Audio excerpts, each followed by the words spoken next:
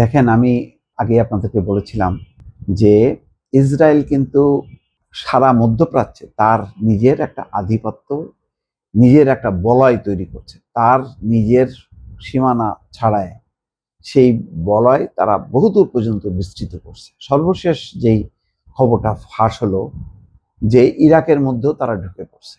ইরাকের মরুভূমিতে তারা সামরিক ঘাঁটি পর্যন্ত স্থাপন করে বসে আছে। ঢুকছে আরেকটা দেশের, যেই দেশের সাথে তার কোনো কূটনৈতিক সম্পর্ক নেই এবং ইরাকি জনগণ ইসরায়েলকে ঘৃণা করে রীতিমতো, সেই ইরাকের ভিতরে ঢুকে তার পশ্চিমাঞ্চলীয় বিস্তীর্ণ মরুভূমি, তার মধ্যে একটা ঘাঁটি তারা গেড়েছে এবং ধারণা করা হচ্ছে একাধিক ঘাঁটি আছে।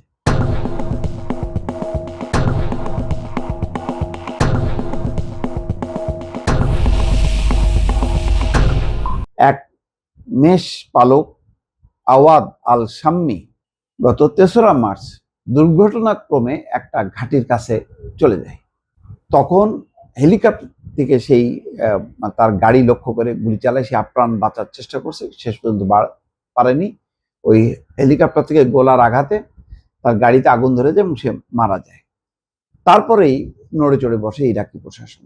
তারা জানতে পারে যে সেই পশ্চিমাঞ্চলের মরুভূমিতে রীতিমতো গোপন ঘাঁটি আছে, যেই ঘাঁটি থেকে ইরানের বিরুদ্ধে এর আগে জুনে যখন নাকি 12 দিনের যুদ্ধ ছিল, সেই সময়ও অপারেশন চালানো হয়েছে, জ্বালানি সরবরাহ করা হয়েছে, আহত ব্যক্তিদেরকে সেখানে আনা হয়েছে। সেখান থেকে আবার মানে তাদের বিমানগুলো যে ইরানে যে হামলা চালাইছে, মানে নিকটবর্তী স্থানে তারা ঘাঁটি গেড়ে বসে আছে। ইরাক রাষ্ট্র হিসেবে সরকার তারা কেউ জানে না, কেবলমাত্র জানে যুক্তরাষ্ট্র।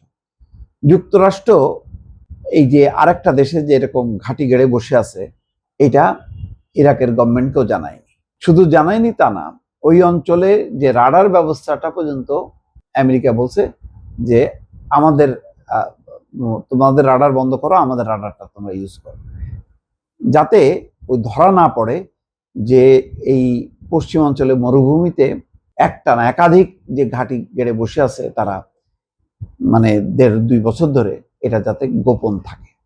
তার মানে পুরো মধ্যপ্রাচ্য জুড়ে ইসরায়েলের যে তৎপরতা, সেই তৎপরতা সম্পর্কে আমেরিকা খুব ভালোভাবেই জানে।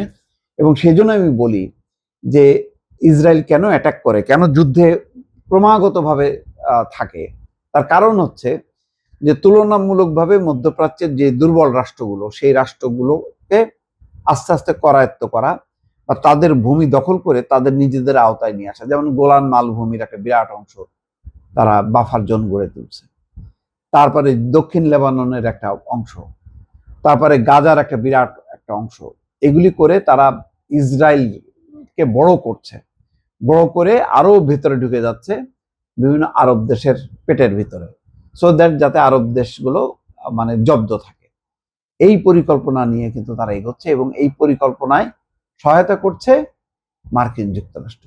আজকে ইরাকের এরকম পশ্চিমাঞ্চলের মরুভূমিতে ইসরায়েলের সামরিক ঘাঁটি আছে, সেটা ধরা পড়ার পরও দেখেন যুক্তরাষ্ট্র নীরব, জাতিসংঘ নীরব। নীরব থেকে তারা প্রশ্রয় দিচ্ছে এবং এটাকে শুধু প্রশ্রয় না, রীতিমতো তারা মদত যোগাচ্ছে যে ঠিক আছে, তোমরা আগায় যাও, ভালোভাবেই আমাদের পক্ষে তোমরা কাজ করতে থাকো। এই হচ্ছে পরিস্থিতি, দর্শক।